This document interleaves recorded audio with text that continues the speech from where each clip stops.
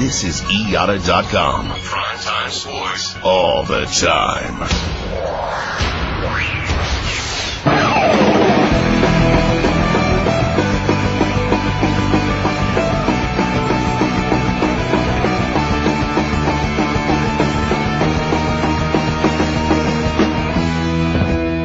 And now from Times Square, crossroads of the World Wide Web, and sponsored in part by the Office of National Drug Control Policy, it's the Wrestling Observer Live with Dave Meltzer. How's it going, everybody? This is Dave Meltzer. We've got an interesting afternoon here on Wrestling Observer Live because we've got Eric Bischoff as our guest in a little bit over a half an hour. We'll be talking about the current state of WCW and the pro wrestling industry and whatever you want to talk about. You can call up for Eric Bischoff at 1-877-392-3299 in about a half an hour.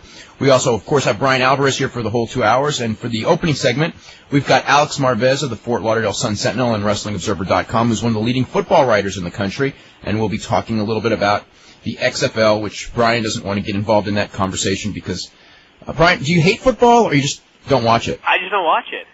I have nothing against football. Okay. And Alex, how are you doing today? I'm fine. I'm just doing great. Yourself? Hey, I'm doing pretty good. Better than the XFL ratings, right? Better than the XFL ratings. Okay, well, we'll start. Better than the XFL ratings.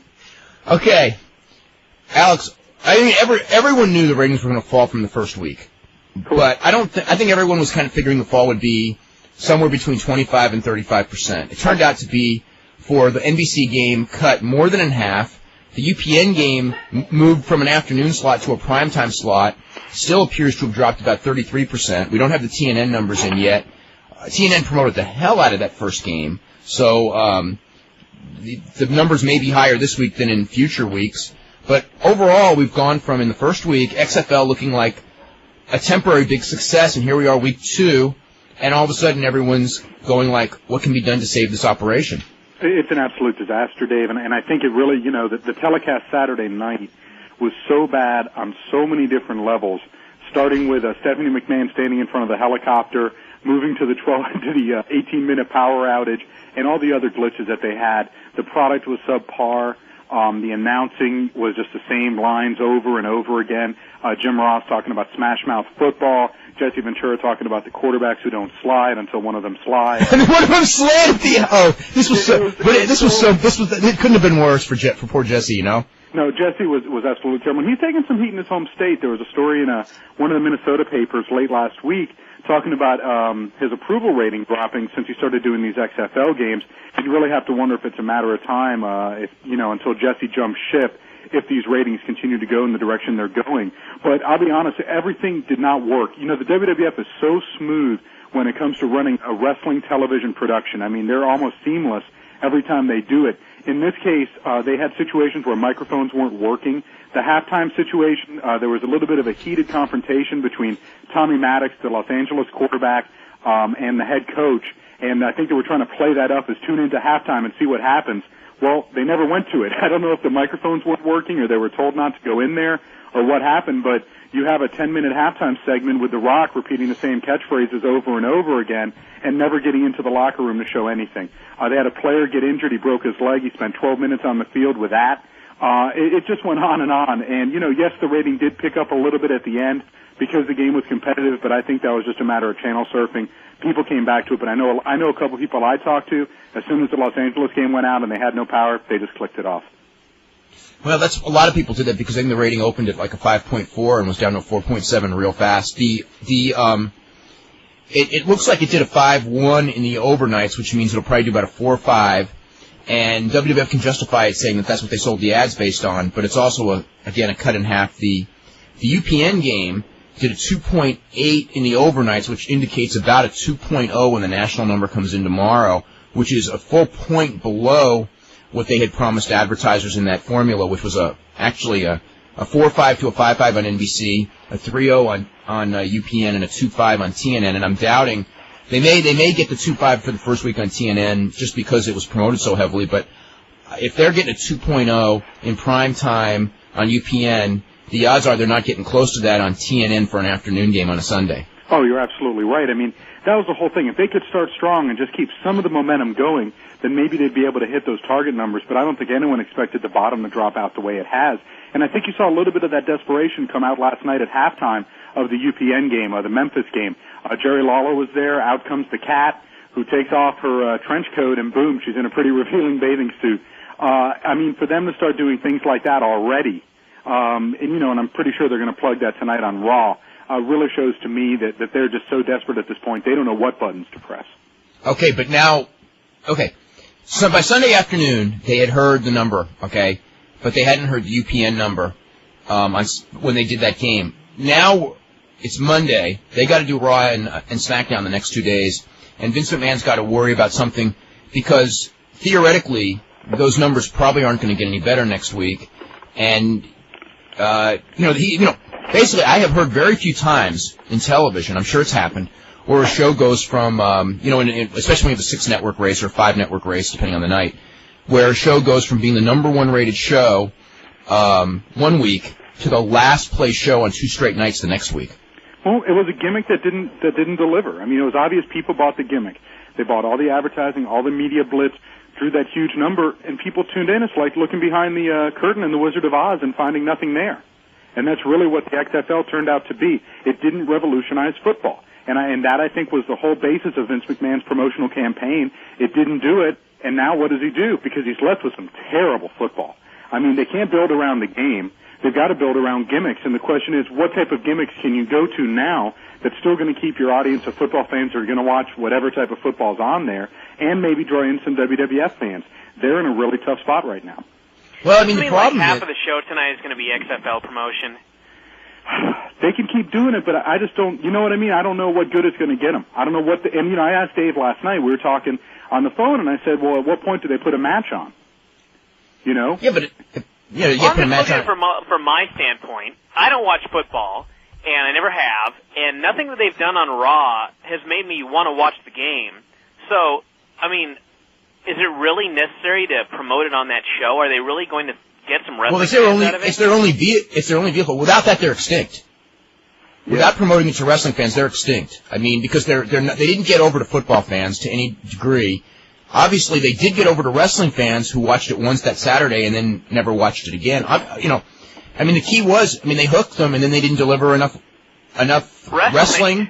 Yeah, they didn't deliver enough wrestling personalities or whatever. And then when they had the other thing, like last Saturday night, they had The Rock out there, and The Rock is doing a promo, and then he just pauses and goes, they're chanting The Rock's name, and then you kind of hear this murmur, but you do not hear a chant.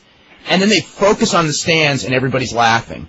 And all of a sudden it was like, not only have they, it's the first time that The Rock looked like a fool ever on television. I mean, in his entire life. I mean, that guy has the crowd in the palm of his hand, and the world in the palm of his hand, quite frankly. And all of a sudden, he was taken out of his element, and he looked silly.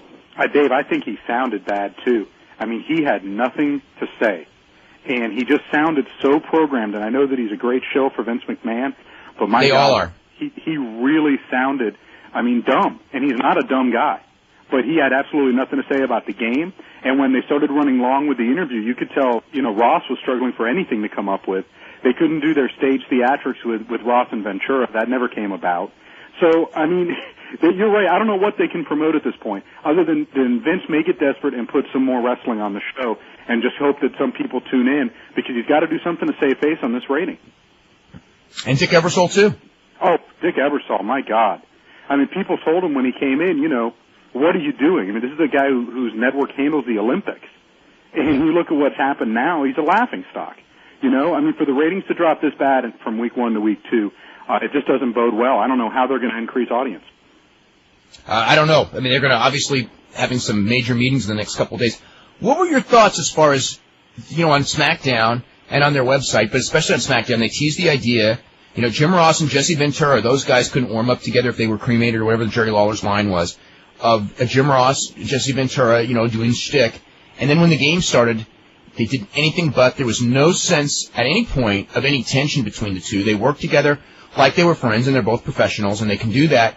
But they also, as a team, I'm watching this game. The number one thing in my mind, aside from the fact that, there's a lot of drop passes and things like that, but it was a very exciting game. Also, Rashawn Sheehy is from Watts, Dave. Yeah, I know, I heard that. And, well, then they did the pro wrestling angle with the wife. This was and I don't even know what the story was. It was Scott, what's his last name? Scott Milanovic. His wife. Scott Milanovic. Okay. Yeah, his wife so they opened the baby. Okay, his wife is they open the show. Stephanie McMahon's there with this helicopter. The wife is about to have a baby. Jesse Ventura says she's 5 days overdue. Stephanie says she's 4 days overdue. Okay, that's fine, you know. And it gets better. They have this helicopter that's flying in the background outside the stadium, and Stephanie McMahon goes, in case she gives birth or you know, she has to go to the hospital, this helicopter is going to take her from the stadium to the hospital. It's right there ready. So that's like the big drama, you know, stay tuned. This is our human interest story. Then they interview Scott on the sidelines later in the game, and in the interview it comes out that his wife is at home. She's not even at the stadium. At least he didn't say we don't know who the father is. That's next week. And also, I just want you guys to know that helicopter was actually for Vince to escape when the thing started to bomb. Well, you know, the other thing also is you know, we've heard all kinds of... I have heard so many different stories about a lot of things that were going on behind the scenes.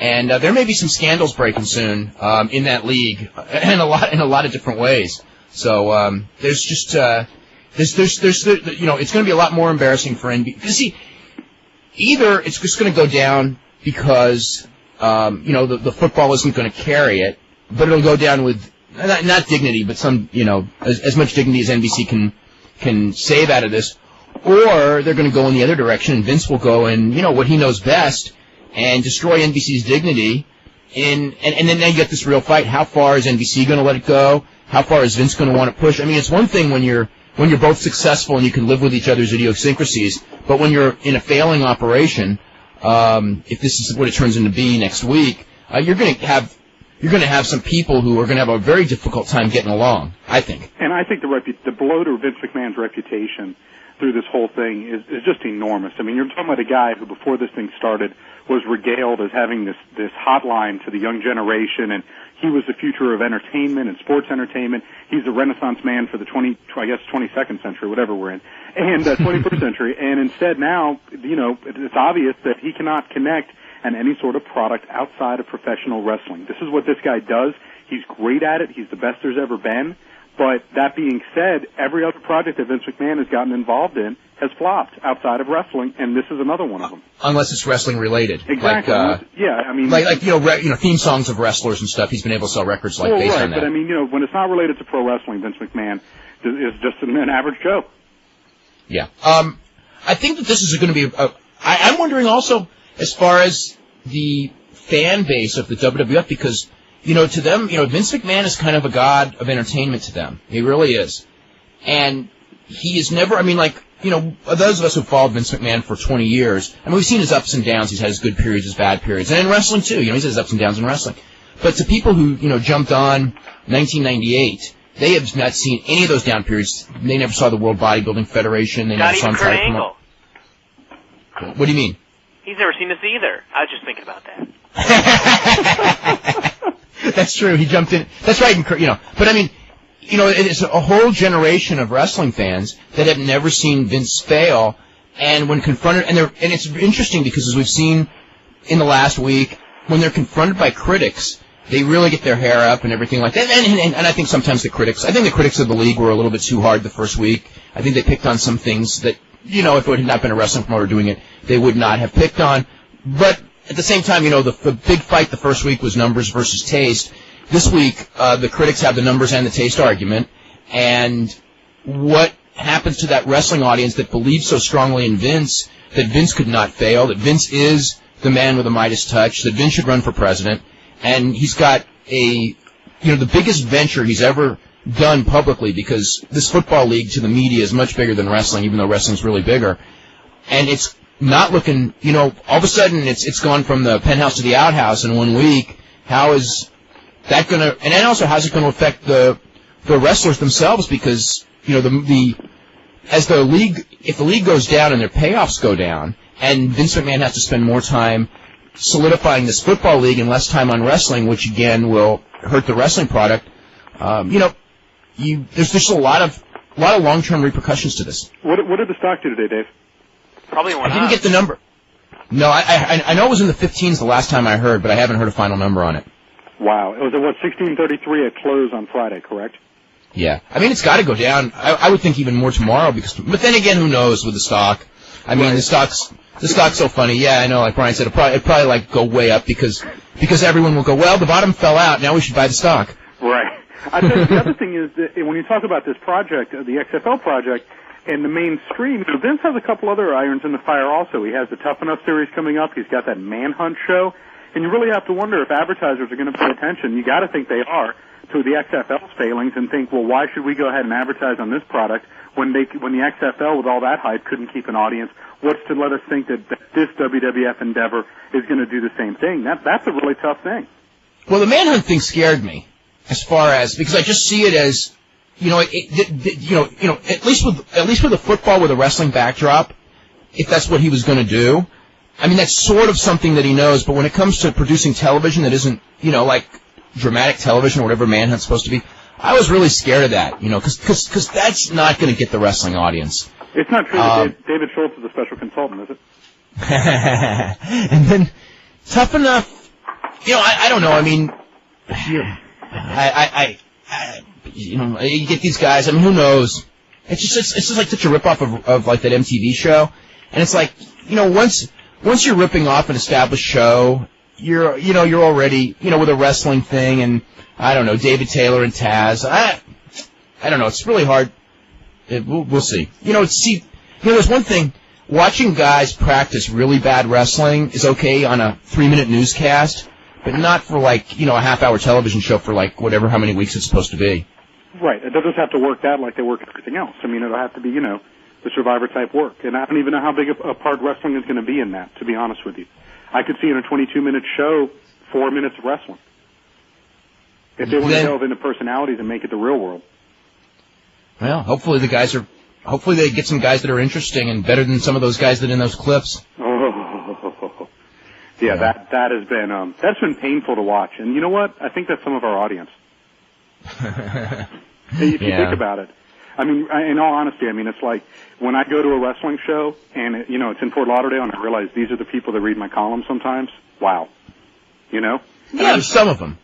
You can't stereotype because there's some very, very smart people that watch wrestling and there's some people who aren't. But you can say the same for hockey and football, too. Yeah. I think Alex can actually say that more for writing like a syndicated newspaper column as opposed to The Observer, which is targeted towards a different audience. Yeah, you're right. And sometimes I just wonder what people are reading or what they're thinking. And it's like that with football, too, and having to deal with some of that. The sports audience, it's just amazing. I think a lot of it is, unfortunately I'm going to say this on the show, talk radio.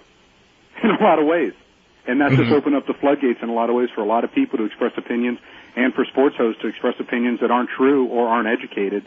And it's just opened up a whole new world for sports. It's really scary, actually. Sometimes we have to even follow rumors from people that call up on shows and say they heard something, and if our boss is listening, we have to go chase it. Scary. Yeah, sounds like something we do all the time. Actually. What do we have here? Hold on. Okay, for Nitro tonight, see, we have a couple cruiserweight matches. Lash LaRue against Yun Yang. Billy Kidman against Alex Skipper. Then we got Chuck Palumbo against Sean Stasiak. Dustin Rhodes against Rick Steiner, which might be a U.S. title match. But whatever they do exactly, it's going to set up a U.S. title match for the pay-per-view on Sunday, the angle they're shooting.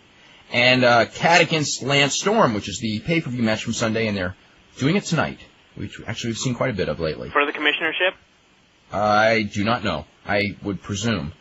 For Raw, the matches announced so far is Rock versus Rikishi, which is, let's see, if Rock wins, then Triple H gets to pick the stipulation, right? Yeah. If Rikishi wins, then Austin gets to pick the stipulation for their match at No Way Out a week from Sunday. Undertaker and Kane against Edge and Christian. The winning team gets a tag team title shot at the Dudleys at No Way Out. Chris Jericho defends the Intercontinental title against Eddie Guerrero. Hardys and Lita against Chris Benoit, Perry Saturn, and Terry. And the long-awaited Triple H match with Billy Gunn, based on... See how good Hunter is tonight. We really will. We really will. Let me go through the poll here very quickly. This was for the weekend. Which of these products one has the best chance to make it in the United States on pay-per-view? Pride, 31%, EMLL, 8%, AAA, 8%, New Japan, 28%, None Have a Chance, 25%. The question for today is, at the beginning of the year 2002, which means January of 2002, the same time that we have to predict who the WWF champion is going to be for that British thing. How many wrestling companies will be doing profitable regular pay-per-view shows in the United States? A1, B2, C3, D4, and E more than 4. Okay. How are they doing that betting? Is there like a cutoff date? I don't know how long they're taking the bets, but it's whoever holds the title on January 1st. It's like December 31st, I think. Or December 31st, yeah. So can you like vote December 30th for whoever's champion on that day? Like if there's no house shows that night? I think they'll probably cut it off July or August. Okay. Maybe even earlier than that. What? Do they have odds for XFL for next year? You mean of it being alive? No, just what the Orlando Rage's chances are, odds of getting the Super Bowl. We doing that as a poll this week? Getting in the Super Bowl? They're not going to get in the Super Bowl. They have odds like that in Vegas. Vegas has odds on all the teams and everything. Yeah, I know they have that. I'm just wondering about for next year because I don't think it'll be around. Who knows? Who knows? Vince McMahon is not going to give up without a fight. It's not going to be one of those things where, like it's too many losing weeks and he just goes, oh, well, it was a nice try. See you later. Can't. What's going to be interesting, though, is when the NFL goes ahead and steals a lot of his ideas. I mean, that they... Well, only the good ones. I don't think he's going to steal most of them because most of them haven't turned out to be that good. Most have been bad, but I do think they'll probably have more intimacy. I would have to think that they're going to probably get some cameras on the field, or at least close, I think, from a camera standpoint, and maybe from some of the player standpoints. I think they're going to take Vince's best stuff and try to manipulate it to be their own, which is going to steal a lot of the gimmick that's supposed to be the XFL with the original coverage. One of the things that looks so goofy to me, and it probably shouldn't, is seeing that guy in the football helmet holding a camera running down the field during those breakaways. Right on the screen. That just looks so weird. It is weird. Channel 4 in the UK got some heat today, and I think they were fined, over airing a segment of Raw in October. Remember the segment where Rikishi smashed up the car and threatened to hit Jim Ross with a sledgehammer? Yeah. What's it called? The ITC, which is their regulating agency in Britain, said that that was too much for live television, and they basically said that Channel 4 claimed that the scenes were transmitted because the sledgehammer was not used against a person, it was used against a car, and because Rikishi was at the end persuaded against using it on Jim Ross. The report said that on reflection, all those involved agreed that this judgment was wrong and the scene should never have aired. The station has since had talks with its staff to remind them that they need to adhere to guidelines. Basically, in the UK, the deal was, since it was away from the ring setting and it was using a sledgehammer, they considered it too violent for television because it was a show that a lot of kids watched. They're a lot more permissive when it comes to sex on television than we are here, but they're... Isn't there nudity on TV all the time? There's frontal nudity. They're more permissive when it comes to sex, but they're less permissive when it comes to violence. I mean, I remember in the 90s, WCW used to send Worldwide over there, and I mean, it used to end up being like a test pattern. They would, edit out every foreign object shot, every outside interference for a while there. I remember. When you think about it, though, violence probably is worse than just some nudity. It's all the standards that you're brought up with. Yeah, it's just like in America here, you never see it on TV, so it's like, oh my God, how can they show that in another country and not some dude hit another guy with a sledgehammer? Yeah, I mean, the sledgehammer stuff's pretty hard, Mm-hmm. Anyway, before we let Alex go, I want to get to a couple of these emails. And it says, this is from someone who goes, Dave, I guess you overestimated Vince McMahon's intelligence and marketing savvy. Football is not that easy. You've compared it to college football, but you underestimate the tradition and emotional ties to these schools and programs. I don't think I ever compared it to college football. I just said that college football exists, and it's not the NFL. It's from Adam, who goes, regarding the XFL ratings, how high were the ratings for the NBA All-Star activities? It's a high-profile, once-a-year event attracting the same demographics, and I assume it had some impact. I didn't check what the... I don't know what the activities did. I don't even know what the game did yesterday. Game could have hurt the XFL a little bit. Let's see. Is Super Crazy debut? No, not at all. Is Super Crazy debuting tonight? No. I thought you were too hard on Jesse Ventura as far as Schilling goes. We both know what his job is. When Ross was blasted for being overexcited, you rightly pointed out that is what is expected of him. Let's see. This is Brian has made some interesting comments regarding Stu Hart and stretching guys. It's accurate that when guys have gotten stretched by Stu in recent years, they have basically allowed Stu to do whatever to them. Well, he is 85 years old. Yes. Notwithstanding, Stu was a tough guy in his day. He stretched a buddy of mine a while back, and my friend said that a blood vessel in his eye burst. My friend said, and others have said the same thing, it was very painful, but also an honor to be worked over by Stu Hart. That's just like being slapped by an Okie. I'm sure you can pop a blood. My grandma could pop a blood vessel if Stu Hart showed her something to put a guy in. I'm just saying, I'm not sure. No, I don't know. I don't know. If you don't have a certain amount of tendon strength, you can be put into submission, and it's not that painful. Uh-huh. I mean, you have to have some power to make a lot of these holds work. Yeah, my argument is just, how tough was Stu Hart really? If he was not down in the dungeon with a guy who thought it was going to be an honor to have a blood vessel popped by this guy, and it was someone that really wanted to give Stu a pounding, what would have happened? That's just my question. It depends on the guy. Yeah. I mean, I don't think anyone ever said that Stu was the toughest guy in the world. And I'm not saying he wasn't tough at all either. I'm sure he was. He'd probably kill me at 85. But I'm just saying that a lot of times Stu does stretch people. I'm sure that it wasn't a competitive situation starting out. Well, the thing also on that is like when it comes to how tough any of these guys were, we really don't know because we don't. It's all myth. Yeah. You know, I mean, even when we talk about Strangler Lewis and all that, it was a work then too. Mm-hmm. I mean, people have their opinions and they trained with each other in the gym, but there are guys who are great gym fighters, but when it comes to a real fight, in a real fighting situation, they may not be that good. I mean, just as an example, the Lions Den guys, I mean, to them, Frank Shamrock was never anything special because, they were never going full-on fighting, and, they were mainly wrestling, and wrestling is the weakest part of Frank's game, and you don't do striking full-on, and when you go for the submissions, you're not trying to hurt the other person, which was one of his strengths. So, to them, Frank was never the king of the Lions Den by any means, but then when it came to actually proving in combat, he fared much better than any of those fighters ever did. Yeah, and it all depends on the game. I mean, look at Steve Regal in the Carnival. I mean, he'll say himself, whenever I saw someone get in the ring that might be a problem, I just kicked them when they were coming in. There were a bunch of drunk guys, and a bunch of fat guys at the Carnival eating corn dogs or whatever. I mean, it's not like he was sitting there with UFC caliber competitors and just pummeling them in a ring. Yeah. Steve Regal's not a tough guy. He'd kill me too. Yeah. He goes, was Stu one of the toughest guys in his day? He goes, I really don't know. He was likely tougher than most. He was a good amateur wrestler, and he definitely humbled numerous people over the years, both in his day and in his senior years. This is from John McMullen. This is more about the Titan Gate stuff.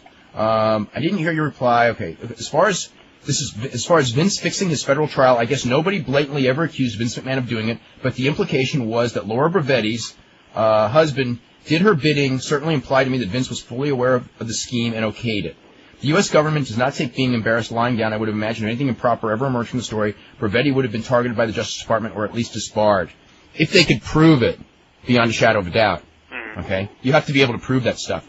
I could even buy the story if it was a local or state trial, but to give Bravetti, her husband, or even Vince McMahon the credit to pull off something like this is ludicrous. I was at the trial, and let me tell you something.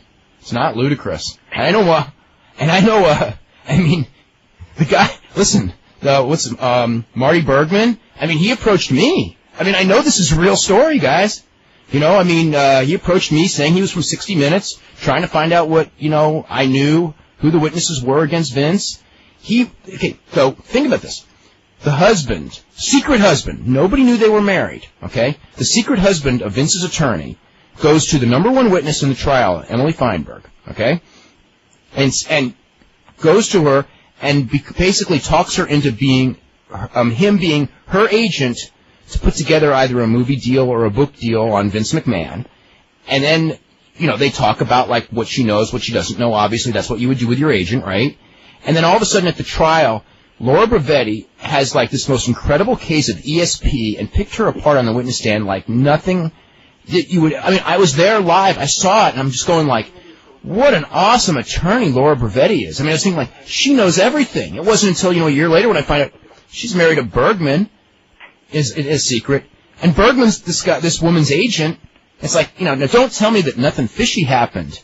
Because I know it did. Okay? Now, whether Vince McMahon was involved, I have no idea. And and in the stories that came out, and there were several stories in the New York papers, one in Village Voice, one in the New York Post, about Bergman, I mean, they pointed to Bergman doing several trials. It was not just Vince's trial. It wasn't like Vince McMahon, was the only one. And even, and the government still didn't have the evidence against him. I mean, that's the reality for those charges. I mean, so I'm not saying that the verdict was changed, but the idea that this didn't happen, okay, that nothing like this could have happened, it's not possible, I don't buy that. Somebody is gone there. Is that Brian or Alex? Alex is gone? Okay. Anyway, Alex is gone. Okay. Let's see. Okay. My point is the allegation was not only outrageous, but more importantly, incomplete. The mere appearance of impropriety does not always indicate impropriety, but the appearance can sure make a good story. That doesn't mean that Bravetti's husband didn't portray himself as something he's not and engage in reckless behavior, but to call him the fixer gives him too much credit. Sounds like an investigator with few scruples, and unfortunately the legal system is filled with them. As for Tom Cole, I too believe he's telling the truth. I just find it hard to believe McMahon knew about it. Logically, he had too much to lose, and why would he be protecting two obvious? Why would protecting two obvious deviants be in McMahon's interest? Now, granted, criminals don't often act in logical ways, but it's a stretch to me to think he knew about such behavior and through his disinterest encouraged it. I don't think that Vince McMahon ever encouraged it, but and if anything, he went to Mel Phillips at one point and discouraged it, but it did happen apparently, and he didn't. I mean, I don't know that he went and stopped it. I mean, Terry Garvin was there until this thing broke, and then Terry Garvin had to resign. But I mean, I don't know what Vince knew as far as factual things, but as far as rumors and everything like this, I don't want to say everyone in the company, but I mean, all the wrestlers had heard all those stories, and they all assumed that they were true. So to say that Vince McMahon had no knowledge that some of this stuff could happen, there's no way that that's true. Now, whether he knew specifics, that I have no idea. Okay. Where are we? Recently, the wrestling community saw how far a sexual predator can go for years without being indicted with the Jim Thompson story. Is that an indictment of his superiors at the newspaper they work for? That's an interesting case. I don't know that it's the exact same thing. I don't know what was known. I mean, I know people in the wrestling community after it happened. I knew Jim Thompson, and I had no idea of any of this stuff. And I knew people who knew Jim Thompson well, who had no clue whatsoever of this stuff. But then there were also people who called me up in the wrestling community who go, oh yeah, people around wrestling, they'd heard these stories. So again, I don't know, and I don't know what the newspaper knew. But there's also indications the newspaper may have known some stuff too, because I think there was some stuff with hotlines and stuff where they were kind of uncool. So there may be something to that. And he goes, anyway, I think my main premise is correct. Vince McMahon may be a despicable human being, but his accusers have been so rabid and at times ridiculous in their accusations that it's easy for him to position himself as a martyr. This enables him to deflect serious criticism on the real problems with his company more easily. I do agree with that premise. And that's why whenever it comes to accusations or points being made by people both pro or con, I always say you got to take each point separately. You can't take everything as a group, because there's going to be, in every argument, there's going to be flawed points on both sides. So if you're just sitting there trying to defend your viewpoint and picking to the flaw of a point on the other side and using that flawed point to eliminate the valid points, that's bullshit argument, and that's an argument that's done all the time by people on both sides of every argument. And that's why I'm saying, like, you got to take each point as it is. You can't take them pretty much as a group. Okay. Anything you want to add to that, Brian? Nope. Okay. Where was I? The WWF stock finished at $15.36 a share today, so it was down $1.60, I believe. Let me see what it is. Yep, exactly that. And also that betting was closed, for the WWF title. The betting closed on January 31st. Wow. Just so you know that. Okay, so that's that. And I was going to vote. Yeah. Or bad. Yeah, it's too late. You can't vote for Benoit. I'll tell you what. Well, that's another story. Let's see. Do you know if Lita's appearance on Off the Record will be a one-on-one interview, or she requires a panel? I guess. I don't know. I heard it was one-on-one. It is one-on-one? Okay. That's what I heard. Yeah. Just a reminder, Dave, there are no fair catches in the XFL. I thought I'd let you know it, considering the XFL announcers let us know about it, every single punt. Okay. Let's see. You cannot compare Stu Hart at the age of 85 to Stu Hart in his day. This man was a national wrestling champion in Canada, and amateur wrestling was a big deal. I know you've said someone on the mat can control them, but it's been said that this man was a known shooter. So, anyway, let's get to the calls. We're going to start with PJ in San Francisco. PJ, what's going on? Hey, Dave. Hey, how are you? Good. Is Eric on? Eric will be on in just a couple of minutes. Oh, okay. I kind of had a question for him. Okay. Well, hold on then. Okay. Okay, let's go to Chris in New York. Chris, what's going on? Hello. He'll be up in a sec. We are waiting. There he is. Am I on? Yeah. Hey, Chris, okay. how are you? Well, one of these questions I'll ask you, and you can just pass it on to Bischoff if you want. I was watching an old tape. Eric is... Hey, hold on. Eric is on the line right now. Okay, Eric Bischoff's on the line right now. Eric, how are you doing today? I'm doing well, Dave. Thanks. Okay, we actually have a caller on before we start with the intro and everything like that. Chris, why don't you start with Eric? Hi. How you doing, Chris? I'm doing good. Great. I was watching an old tape of WCW, not too old, but back from one of the War Games pay-per-views when you had the Raven Flock gimmick and Perry Saturn was breaking away from him and everything. Mm-hmm. And I was watching it, and the amount of support that Saturn had coming out of that angle was pretty overwhelming from what I had remembered. I was watching it, and I didn't realize the crowd was as behind him as they were.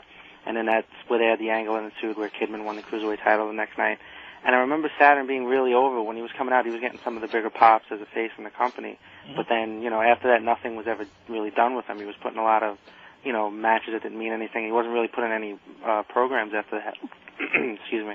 And I was just wondering if, what's going to ensure that things like that don't happen as far as, in the future of WCW when a guy like that is making that kind of progress and looks to be right on the verge of becoming a name competitor for WCW that, guys like that don't get squashed by for whatever reason, like he did at that time. Well, I'm at a little bit of disadvantage because I'm not sure what show that was, and without looking at the tape and kind of putting it into the context of a time frame and everything else that was going on. It was actually I didn't mean to interrupt, but that's when they also had the angle with you and Ric Flair, where Ric Flair reunited the Horsemen. Mm-hmm. It was that Nitro and the pay-per-view right before that. Again, though, in terms of what Perry was really involved in and who he was working with, I mean, it's your opinion that it wasn't anything that was really interesting, and I'll assume that you were correct, obviously. Mm-hmm. The only thing that I can say to you is that there's a lot of different ways to judge whether something is working or not, and a talent's ability to interview, a talent's ability to work with a variety of different people and a variety of different styles effectively, to tell stories, are all things that determine whether or not an individual moves into other more important programs. Perry is a friend of mine, so I'm going to be as gentle as I can when I say this, but Perry got a pretty good reaction when he was with us. Perry, worked in and out of some angles. Some were successful, some were not. Perry has never kind of broken through either here or in the WWF. Never really broken through that kind of upper middle kind of category. And, who's to say whether it was the push he got or whether the push he's currently getting or whether or not he just hasn't been able to find the person that he's got the right chemistry with. In terms of, some kind of form of insurance as to how something will never happen again, chances are it probably will. We'll try to do everything we can to avoid it. We're certainly not in the business of trying to not promote talent, and we're certainly not in the business of trying not to promote interesting storylines. But at the same time, a talent's own limitations has a lot to do with that. And sometimes a guy could be getting over really, really well in a match or when he's involved in an angle that includes several other people. But when you put him out there on his own, it doesn't work. And then you just kind of move on and focus on the things that are. Well, I just recall as far as, within that angle, whether it was because Raven was hated enough as a heel that, anybody going against him was going to get cheered or whatever the case was. I just know, the match he had the next night on Nitro was against Kendall Windham, and they actually had it was kind of a long, I guess, decent match, and then the angle ensued after that where he broke the Flock away from everybody else. But it just seemed that after that, I remember that he just was in matches that had really no meaning and were just kind of squashes for him. Mm-hmm. But no angle involved. They were just, again, and the fact that I can't remember it and I guess that most people probably wouldn't remember it offhand just shows that for whatever reason, I'm not saying you or whoever was in charge, but it seemed like there was no effort put into that next level. That may seem like it's true, but over the past couple of years, that Perry had been involved with us, there were some very specific things that we tried to do with Perry quite frankly, some of it just didn't work, either because the concepts weren't that bad or for some other reason. In this one instance, perhaps you're absolutely correct, and he was kind of thrown into a situation that didn't have a lot of potential for success because there wasn't really an angle or a storyline in it, and perhaps, he just got left, on the wayside. But I can also say that, I remember being personally involved in a lot of attempts, or a number of attempts. I don't know if there was a lot of them, but there was certainly a number of them where we really tried to get Perry over. And, for whatever reason, it obviously didn't really work that well. Okay, and my last question, and then I'll get off. And recently they were saying how Bill Goldberg had comments on the Bubba the Loves One show about he was going to be headed to he was considering going to the WWF, and that was an option and so forth. And I think everybody pretty much knows that this angle with him not being in WCW is just a work, and he's going to return soon. What reasoning would he have for starting a rumor like that about the competitors, where it would just add a little more fuel to them, where people that don't know any better might actually expect to see Bill Goldberg show up on Raw? Yeah, I mean, that's a really good point, and honestly, I never heard the interview. I kind of heard of the interview, so I don't know what Bill actually said or didn't say. I don't know what Bill was thinking when he did it. I certainly wasn't there, and I don't know what was in his mind at the time, but I agree that in general, and this isn't directly related to what Bill did or didn't do, because again, I didn't hear it, but in general, I think it's a bad idea for anybody to shoot their own angle that does anything but keep the attention on the company they're working for, or the storyline they're involved in, or the opponent that they're working with. Anything other than that is, at the very least, distracting, and in a worst case scenario, can actually work against you in a significant way. So, what was he thinking? I have no idea. But again, I didn't really hear the interview, so I can't comment beyond that general statement. Yeah, I just think it would be best for. It's kind of like what Kevin Nash kept doing, where he kept mentioning Scott Hall. Yeah, I mean, as a general rule, and I got to tell you this: when I sat back, before I came back, this last time, it just drove me crazy to listen to these people, shoot their own angles and go off in directions that really didn't have a payoff for the audience. It's one thing if you're going in a direction where there's going to be a payoff and it's going to be positive, and you're going to either have entertained or swerved or otherwise, taken the audience where you want them to be. But unless you have a plan and it's going to pay off, it's just, it gets ridiculous. Yeah, for a while, Scott Hall was the most over personality in WCW. He wasn't even with the company, and pulling his picture out of a box was getting the biggest pop on the show. Yeah, and without a payoff, it's kind of like, well, okay, great. You got a great reaction, now you can't pay it off, and, all you're going to do is disappoint people in the long run. And, look, we're trying to, we've, I think, gotten away from a lot of that. I mean, I don't think you've seen or heard those types of things other than, this one incident with Bill, whatever that was. In terms of what we're doing on the show, pretty much everything is centered around, focused on, what we're trying to achieve for each individual Nitro or Thunder or pay-per-view, and I don't think you're hearing as much of that kind of out of character or out of sequence kind of self-promotion or agenda setting.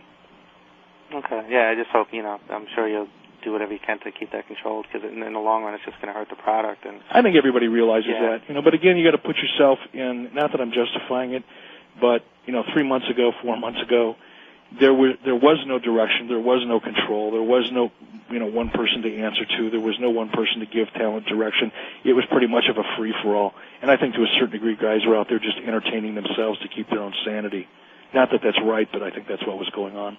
Okay, and all right, that's about all I have. I'm sure Dave's going to touch on the cruiserweight situation with putting him in there with Scott, Chris. Scott Steiner and stuff. But okay, thank you very much. Thank you, Chris. Bye. Okay, I want to start, Eric. There's been a lot of stuff talked about. Where exactly is the sale with Diffusion? Where does that stand as of right now? And right now, what can and can't the company do? Like, as far as are you kind of on hold with the ability to get new talent, or can you get new talent if you want it? But you're just kind of, or you're just holding up on your own, and and as far as changes, any kind of a timetable on some changes that we should expect to see? Yeah, I mean, there's a lot of questions in there, but let me attack them one at a time if I can. In terms of where the sale is at or where the transaction is, it's not yet completed. I don't anticipate that it will be much before, the end of this month. It's a very complex kind of transaction. There's a lot of people involved, and we hope that it's going to be done by the end of February, first part of March. But it's a moving target, because there's a lot of people involved, because it's got to go through board approval, because it has to get approval from even outside of Time Warner and Fusion. It has to get some other kind of regulatory approvals that are not going to be hard to come by. They're not hard to get, but it's a process that you have to go through. And to a certain degree, it's out of our hands. That being said, we hope, like I said, to finish it up by the end of this month, or at the very latest, the first part of March. In terms of what we're able to do, very little at this point. And to be quite honest, we're not really able to hire talent to the degree that we want to. We're not able to go out and start launching or start creating new sets and new graphics. And there's a lot of things that we really can't do until this sale is completed. Imagine, if you were buying a house with the intention of remodeling it and selling it, not necessarily that our intention is to build WCW and turn around and sell it, but if you were just, as an analogy to something that everybody can relate to, imagine that, you saved all your money, you were going to go buy a house, and your intention was to remodel that house. You may have put in a purchase agreement, you may have agreed to all the terms, but until that transaction is complete and the title has been changed and it's in your name and you are now the property owner and you've got your insurance in place and all the other things that go along with a property transaction, as simple as buying a house, you really can't go in and start knocking down walls and tearing roofs off and that type of thing. You've got to wait till you own it. And that's where we're at right now. We don't own WCW. The only thing that I'm doing right now, and, I'm in Arizona today, I'm not at Nitro, the only thing that I'm doing is trying to set the pieces in place in terms of the talent that is under contract, so that when the time comes, and knowing what I want to do, which in this case now is probably going to be the end of March or first part of April, in terms of kind of relaunching stories and so forth, is to quit doing some of the ridiculous, stupid stuff that had been, being done for quite a while.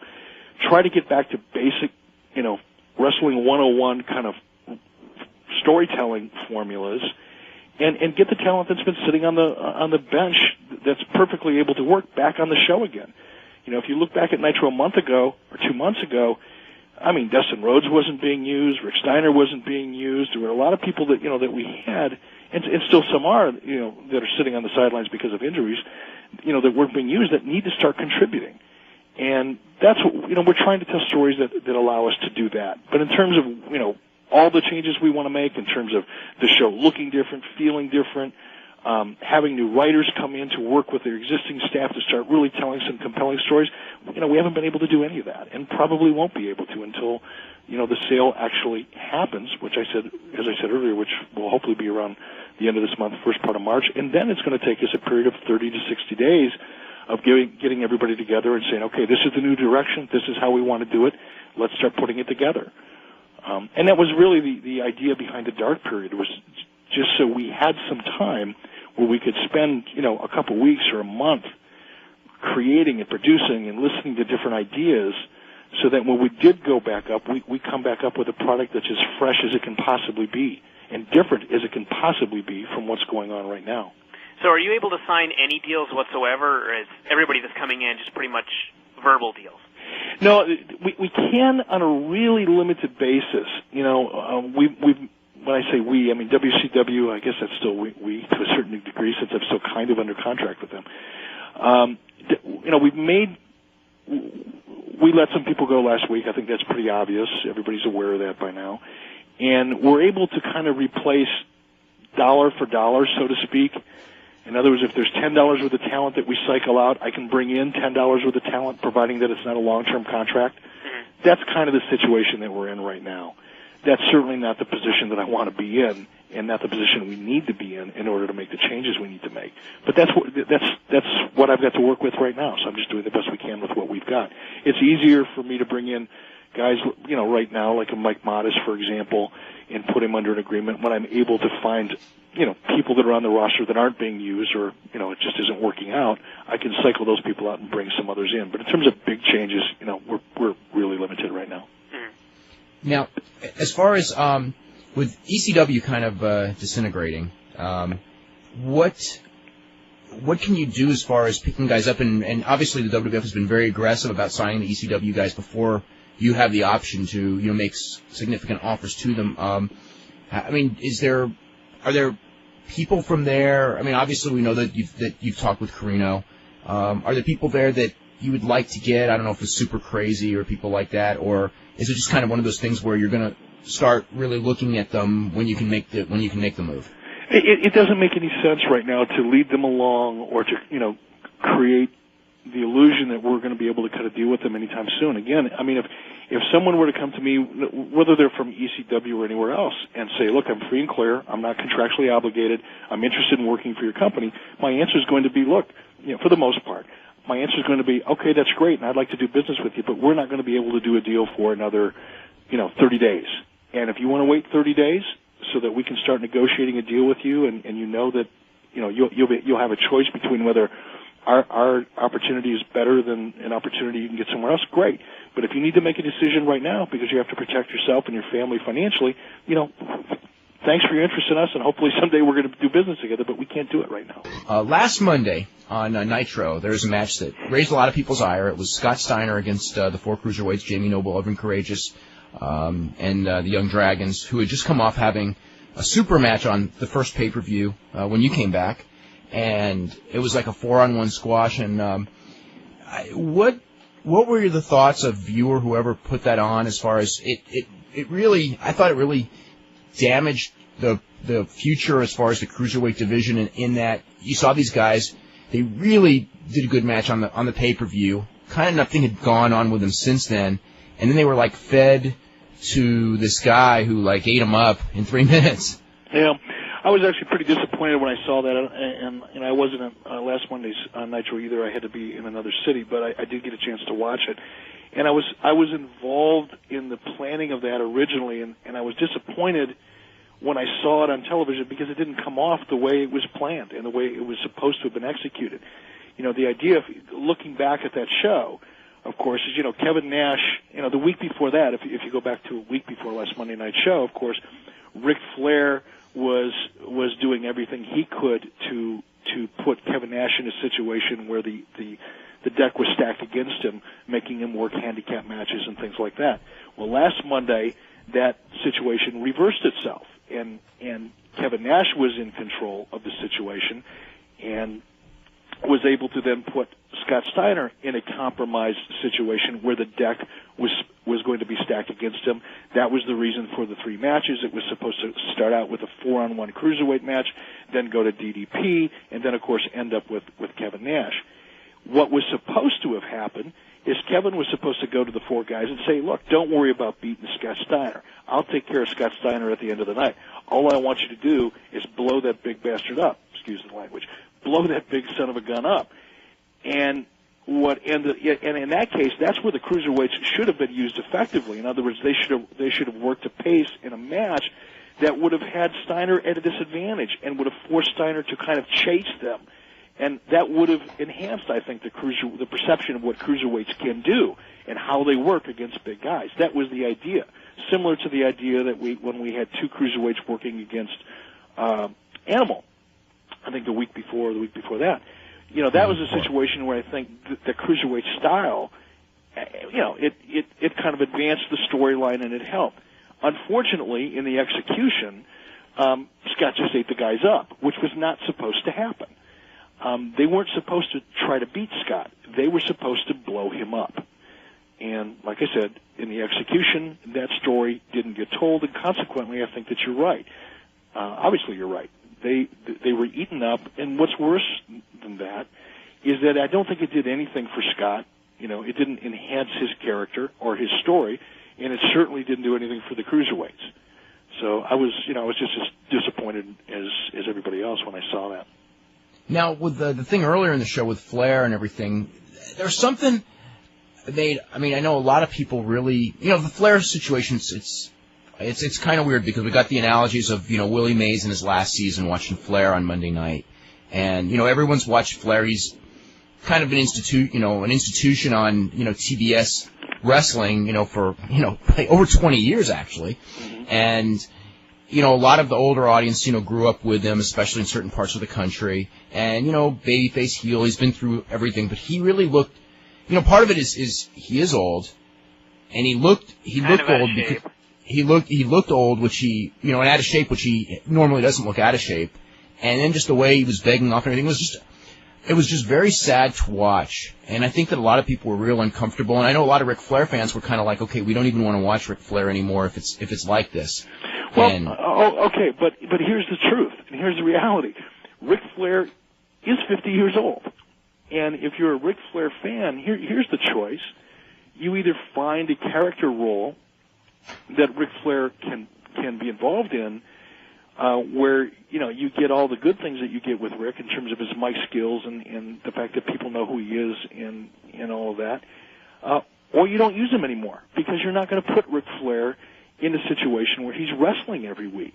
Ric Flair doesn't want to be in that situation. That's not Eric Bischoff determining what's best or what's not best for Ric Flair. Ric Flair himself doesn't want to wrestle anymore. He looks the way he's 50 years old, for crying out loud. To try to use Ric Flair in a way other than in a CEO kind of a position or in a mastermind, if you will, kind of position, whatever you want to call that, I'm just not sure there's another way to effectively use Rick. Rick is best when he plays that over-the-top kind of Norman Bates, out-of-control, dirtiest player in the game role. That's what he's most comfortable in. And, I think everybody's just trying to use Rick in a way that Rick is, A, comfortable in and has a chance of doing a really good job at. But in terms of the diehard Ric Flair fans who look at him like Babe Ruth, all I can say is, hey, guys, this isn't really sports. This really is entertainment, and we're trying to use Rick in a way that, he's most effective in. I think he kind of got a problem with Flair in that he wants to do that role, but nobody really wants to see him do that. Well, I don't know. It got a pretty good reaction out of the crowd. Ric Flair has been, stacking the deck against Kevin Nash and DDP for a couple of weeks now. And, when I watched the show, for the first time in I don't know how long, I saw WCW Nitro open up and people at ringside were all standing and reacting. So, that's how I judge whether or not it worked. If people would have been sitting on their hands and not paying attention the way they have over the last couple of months, I would tend to agree with you. But by looking at the emotion and the reaction that Ric Flair and Kevin Nash were able to create, as evidenced by the audience's reaction, I'd say it was pretty effective. And perhaps some people in North Carolina that are hardcore, Ric Flair fans that would like to see him win the title one more time, perhaps they didn't enjoy it, but the people at ringside sure seem to. I think the thing with Flair is because he knows all the little tricks about being a heel. He can do it, but it kind of makes people sad to see it because it's kind of like, when I see Perro Aguayo in Mexico or someone, it's like when a guy's that old, even like a football player, Jimmy Connors at the end in tennis, who was always kind of a heel, but by the time you get to a certain age and you kind of see them as that underdog, it's like you really don't want to boo a guy that you've seen for 20 years, even if they're a good heel, because you get that familiarity thing going. And Rick, I know, likes to be a heel, but it's just like he's got to fight every night to get people to boo him, because you're right it's not that what they all kind of have that sympathetic thing for him. Yeah, you're right about that. I mean, in large part, and I think I may have said this to you in our last conversation, I wasn't involved or didn't have any influence over WCW at all when they decided to make Ric Flair the CEO. In fact, the day that happened, the night that happened, when I saw it on television, I cringed because I knew, you can't just make something go away. And, Ric Flair in that position, it's hard to tell stories that way, with Ric Flair as a babyface. But at the same time, you're absolutely right. You're swimming upstream when you're trying to get people to boo a guy like Ric Flair because they just don't want to. He's been around too long. But, we're doing the best we can with the cards that were dealt to us in the beginning. And I think as the story continues to unfold into March and April and hopefully into May, it'll all, it'll make sense. But, we were dealt the cards we were dealt, and we're doing the best we can with, the stories that we've got and with the talent that we're using right now. Going back to the cruiserweights real quick, I know you were talking about last time you were on the show, really wanting to do something with that division. Mm-hmm. And I was talking to someone today that said that you were thinking about maybe doing a women's division, but with women that could actually really wrestle as opposed to just having just girls everywhere around ringside and trying to maybe train fitness models or something like that. Were you actually thinking of doing that, or is that maybe a plan for the future, or is that just totally... Well, I mean, I think that that's a conversation that's been had, a number of times over the last year or two. I mean, everyone knows that we've got to figure out something to do with women other than, the gratuitous, stupid stuff that, has been done over the last year, which quite obviously didn't work. And there are different people with different ideas, and we're going to continue to explore that. But I don't think, a women's division, if you will, is anything that's going to happen anytime soon. Going back to the cruiserweight division, that's definitely a work in progress. I mean, what you see now is certainly not what I hope to do and what I intend to do and what we will do, in the months to come. The most I can do right now is get my hands on as many good cruiserweights as there are out there, and start developing, some new ones. And that's, kind of the process that we're in right now. Have you had any conversations with, like, Ultimo Dragon or anybody? No, I hope to very soon. He's a guy that I had a great relationship with when he was here, and I know through a third party, I know there's interest on his part, and there's certainly interest on my part. I'm hoping to go to Japan sometime in March for about 4 days, and I would, I'm sure I'll get hooked up with him then. Mm-hmm. Is there any talk or interest as far as in Road Dogg? No, I was just reading that, as I was waiting for your call, I jumped on the internet and I see that everybody's reporting that he signed a deal or will be signing a deal, and there is no deal. There will be no deal anytime in the near future between, WCW and the wrestler formerly known as Road Dogg in the WWF. So I will put an end to those rumors tonight. He won't be on the show. He does not have a deal. I've never even had a conversation with him about it. The closest I've gotten to a conversation is someone approached me and said, would you be interested? And my response was, sure, as soon as he gets himself cleaned up, takes care of his personal problems.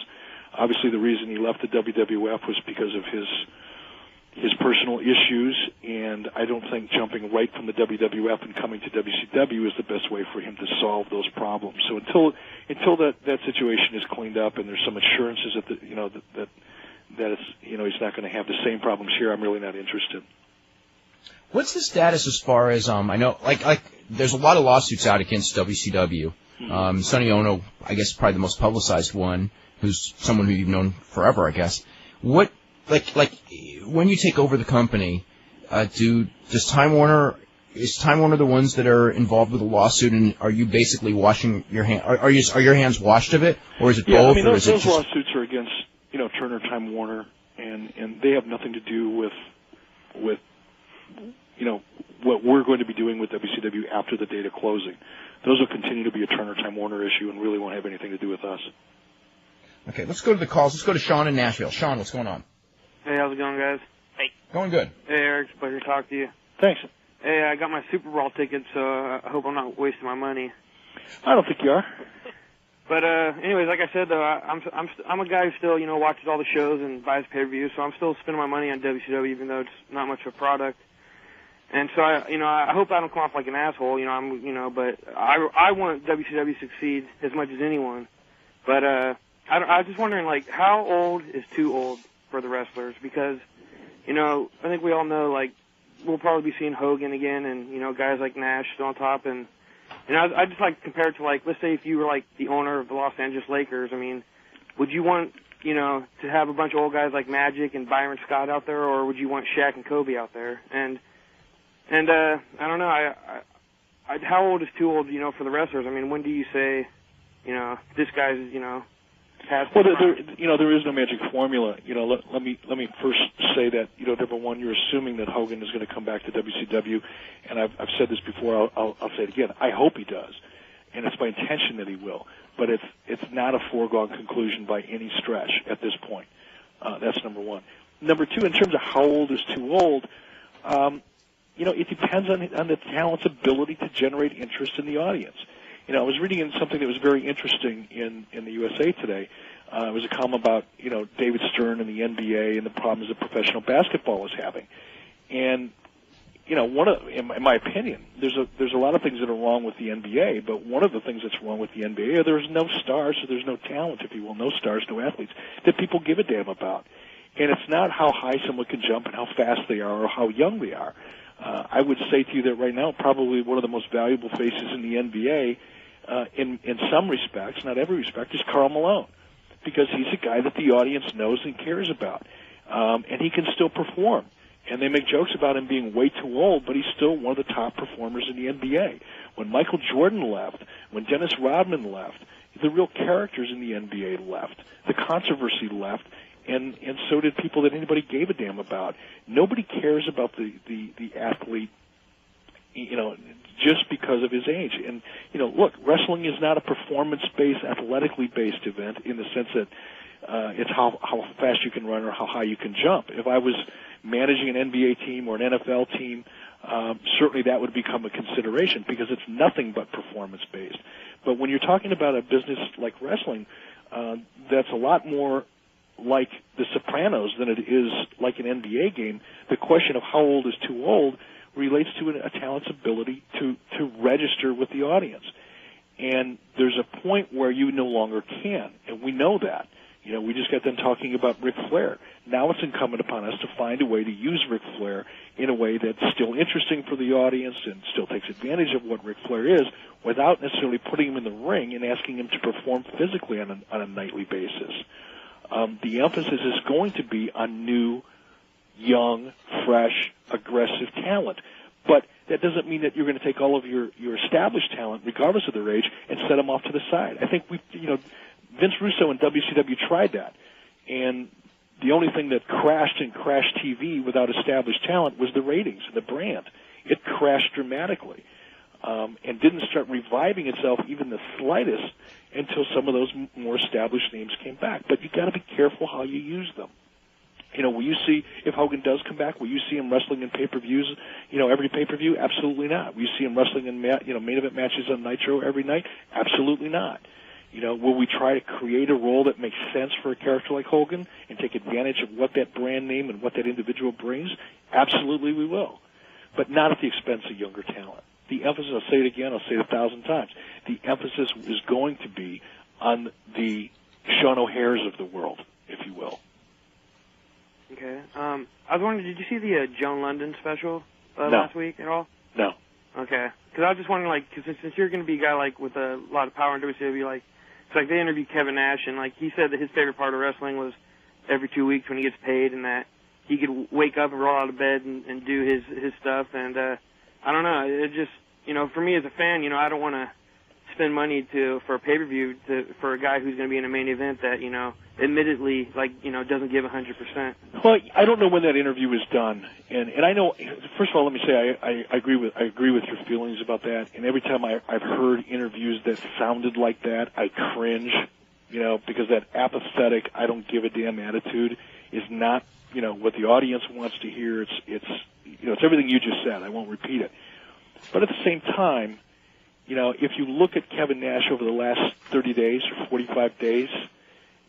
Just in his physical appearance, you have to be watching closely, and I'm not going to tell you what I see, but if you're watching closely, this is a guy who's all of a sudden taking his role and his position much more seriously.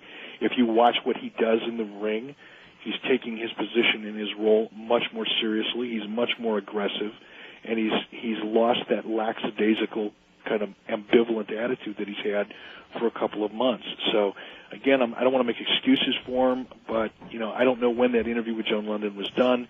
I would tell you, based on the conversations I've had with Kevin over the last 30 days, he's a lot more like Kevin Nash from, 1996 than he is like, Big Sexy who would rather, stay home and drink a beer than come to work. What did you think of the Ming situation that happened at the Royal Rumble, and also what did you think about them putting a title on a guy who wasn't under contract and how something like that could have slipped? First of all, I was happy for Ming. First and foremost, a guy like Ming who has always been a professional. He's always been easy for me to work with. He's always been personable. He's always been, he's always put in 100%.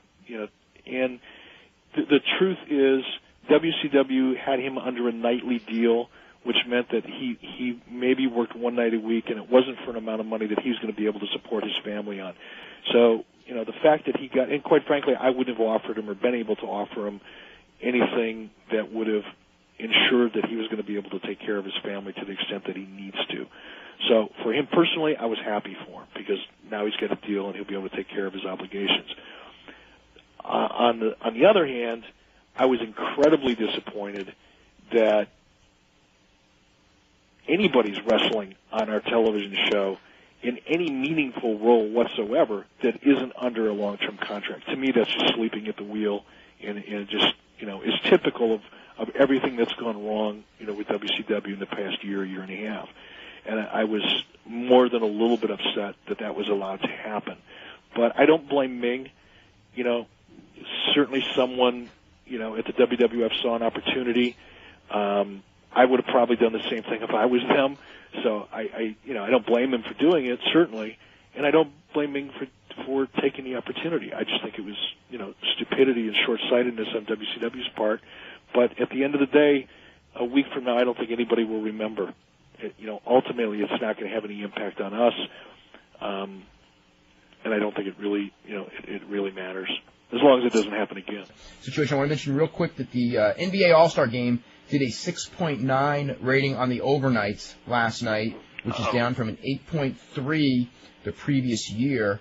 One of the things that we've noticed is whether it be NBA, a lot of football, sports in general, ratings of sports in the last year have taken a tumble. And I think a lot of it is due to the fact that teenagers are not, we talk about this on the show all the time, teenagers are really not watching sports. The older fans that are into sports are still into sports. And there's something missing in the connection that when I was a teenager and when Eric Bischoff was a teenager that people had, and it's clearly not there. That's why the WWF, and the WWF has in many ways filled that void as, the athletic superstars of the teenagers. I mean, when I know that, I live with teenagers and everything, it's like Tony Hawk and it's The Rock, and it's not the local football players, or certainly not the baseball players, and there's the mainstream sports, your baseball, your football, your basketball, as far as television goes, certainly baseball more than the other ones, I think, are really going to be in for a rough go in the next 5 years, I think. I don't know, Eric, you got any thoughts on that? I think you're right. And one of the things that when I've talked to people about this, I think free agency, quite honestly, has hurt professional sports in general, whether it's baseball, football, or basketball, in the sense that, the local market, which is so dependent upon, their sport, you don't get a chance to relate to. You talk about when I was young, growing up in Detroit, Pittsburgh, Minneapolis, I moved around a lot, but you had the same players in a market over an extended period of time. And whether the team was winning or losing, you developed a relationship with those players, and you cared about them one way or the other. And you lose that now. A player, generally speaking, players aren't in a market long enough to develop a relationship with the community. Most of the time they don't live in the community that they play in or the team that they play for. Teams are now moving. I still can't get myself to say Phoenix Cardinals or St. Louis Rams. I mean, I got to really think about it. Because not only are players moving all over the place and losing a relationship with the audience, but teams are moving all over the place and losing their relationship with the audience, and people have become ambivalent. They just don't care about it anymore. I think free agency is a big, big part of it. And I think the game itself is a part of it. One of the things that I think the XFL was trying to capture, and unfortunately I don't think they have, is, doing things that allow the sports fan to care about a character. And, in the NFL, for example, I've had friends of mine that played in the NFL, they talk about fining you if you wear your socks too high. It's all about the game. I think that's one of the things that's going wrong with the NBA. It's great for a basketball purist, but there's no entertainment value in the product any longer, or very little, that the audience cares about, and that's what's missing between that and the free agency situation. Were you surprised that Vince McMahon went to more of a straight football product and less entertainment than, I don't know, I probably thought he would, and in doing so, clearly he got that great first week rating with a wrestling audience, and they didn't come back? Yeah, I'm disappointed because, I went on record months ago as saying, or, when I first heard about the XFL, I've said to everybody that's asked me that I think it's a great idea and I think it'll work, and as I sit here today, I hope it'll work. I hope they solve their problems, but unfortunately I have to say that the best part of the XFL was the promotion and the hype leading up to it. I thought it was really, really done well, and obviously it was effective. Unfortunately, as I was watching the game, I kept thinking, wow, this is kind of like, a level above high school football. And most importantly, it didn't live up to the hype. When you talk about smash mouth football, and you talk about, going back to football the way it used to be played, and then you deliver a product that's, substantially less than a marginal college game, in fact, quite a bit less than a marginal college game, and only slightly more than an okay high school game, and that doesn't deliver, the promises that you made about it, people were let down. But, it's a new effort, and I think they're going to find their way, and I still think it's going to be successful. I hope it's going to be successful. I want to mention one thing before we get back to Eric, that we had a question earlier about Lita on Off the Record. It's not going to be a one-on-one with Michael Landsberg. It's going to be Thursday on Off the Record at 6 p.m. Eastern Time. It's going to be part of a panel discussion, so just want to clear that up. You dropped several women from the roster last week. Some of the women were not dropped. Stacy Keebler, Medusa, Ms. Jones. Are there any reasons as far as and Medeja as well? Are there any reasons as far as who made the cut, who didn't make the cut, and as far as thoughts as far as re-signing Tori Wilson, or was it just a question of the price being too high? And what's your thoughts on women in wrestling right now?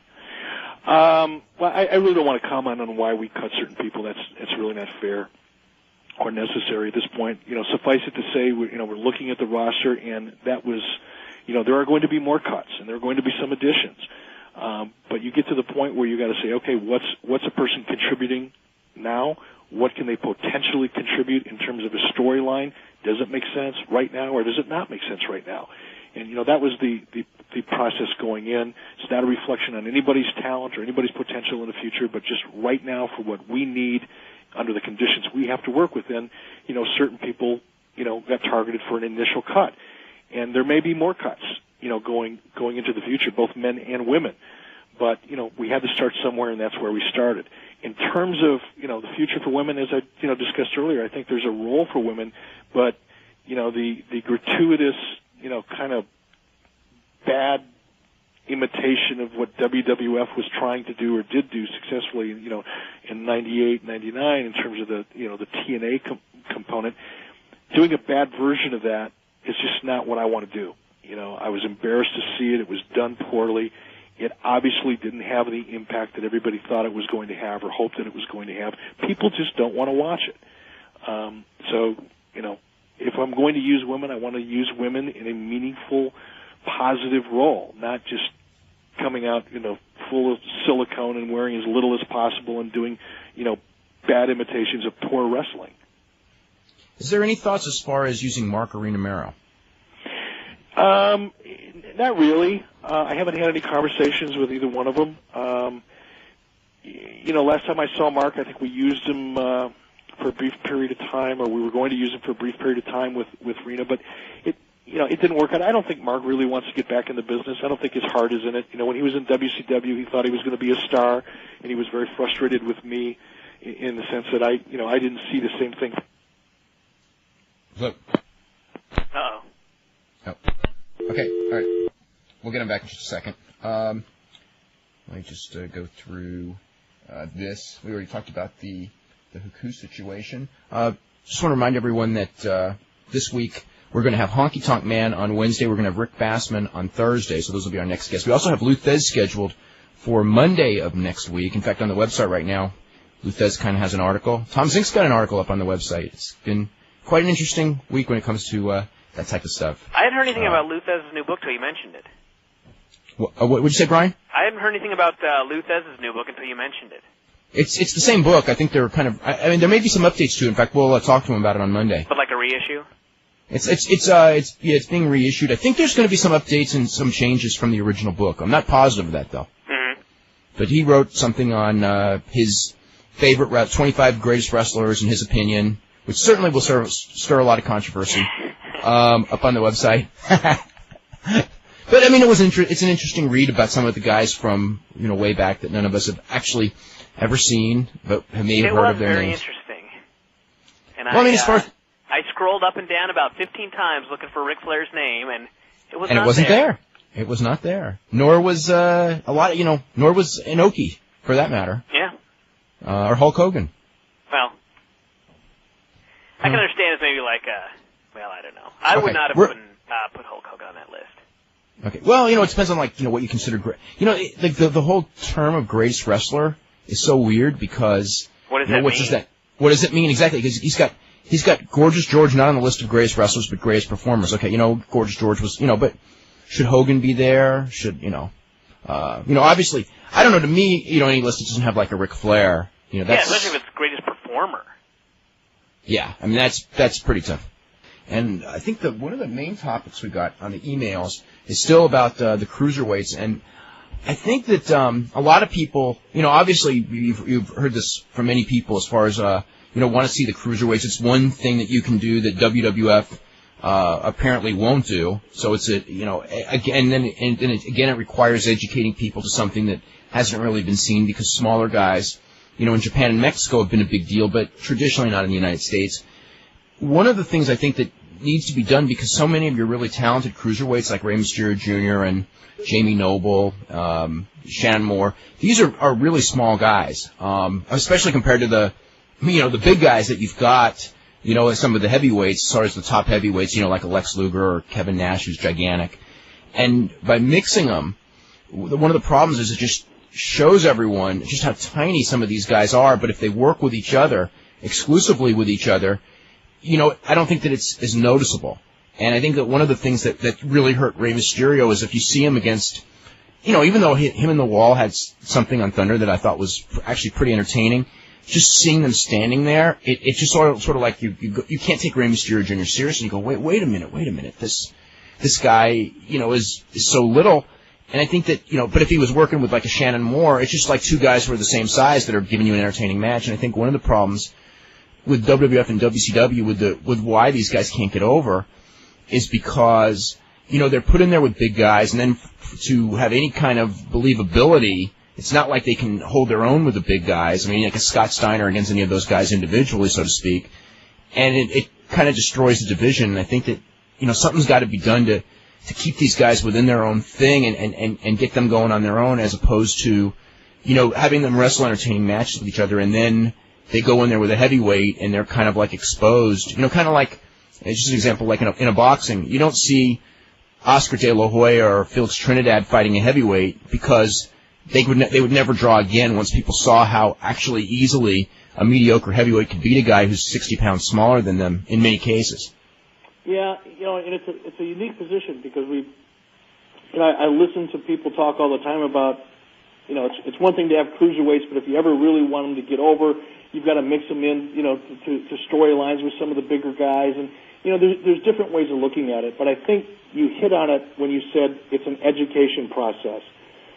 Granted, this isn't boxing, but I think when the cruiserweight division is established the way it should be, and people get with the cruiserweight division, and the cruiserweight guys consistently work cruiserweight style matches, and we're still not quite there yet. We're there in many respects, but when the audience really understands the difference between a cruiserweight and that style and a heavyweight, then I think there will be an opportunity to have a match where you can have a Chavo Guerrero or Rey Mysterio or Shane Helms work with a bigger, not necessarily a Kevin Nash certainly, but work with a bigger opponent, and you have those contrasting styles. And, I think you can do it eventually, but we certainly, we're not there yet. And I'll go back to what I talked about earlier. If in that match last week where the four cruiserweights would have worked their style and would have achieved what they should have achieved, which is to blow Scott Steiner up and be so fast and so devastating and work in combination the way they have the capability to, where, there's no way Scott could have been able to keep up with him the way he needed to. If that presentation would have been there the way it should have been, I think it would have complemented the cruiserweight style. But, we're not there yet. We're certainly not there. It's a work in progress. It's an education. The cruiserweights themselves, some of the younger guys have to understand the psychology. And then I think eventually, you can mix them, but, certainly it's real difficult right now. This is from Sam Nord, who says, what role do you see in today's WCW for Kevin Nash, Lex Luger, Rick Steiner, and those kind of wrestlers? In other words, wrestlers who were big stars at one point in their career, but are clearly living off of their names. I think the problem I have as a viewer is I really enjoyed watching all of these guys at one point in my life, but not for the past several years. Compared to the WWF, it seems like WCW is pushing dinosaurs while the WWF pushes stars that seem like stars of now. And what can you do to get rid of WCW's reputation as being the promotion filled with the wrestlers who were 5 to 10 years past their prime? That is a big perception problem. It's not to me, it's not any of the old guys in specific, although there's some guys who are good and some aren't, is that there is that perception that WCW is the older group, and you got to nix that perception somehow to turn this thing around and make WCW the younger group and make the other group and Steve Austin seem stale, if you know what I'm saying. Just like Steve Austin may have made, somebody else seem stale 3 years ago. It's all about perception, and there's really only one way to change it, and that's to go out, as I said last time we talked on your show, to go out, find that younger talent, develop it, build it, promote it, advance it, and put a focus on it. But, it's not like there's 200 guys out there ready to go to work tomorrow. That's a long-term process. It's a rebuilding process here, people. This is something that's going to take a long time. But in the interim, you've got to use guys like Kevin Nash, for example, to help guys like Sean O'Hare get to the point where they need to be. You simply cannot put, much like they used Steve Austin to get The Rock over. Vince McMahon used himself to get Steve Austin over. It's a balancing act, and to a certain degree, a juggling act. You can't do one without the other. You can't get young talent over without more established talent, to aid and assist. But the first thing you have to do is go out there and find it and create it and develop it, and that's what we're in the process of doing. But it's not going to happen overnight. What's the status of the shutdown? Is that pretty much on the rocks? That's a good question.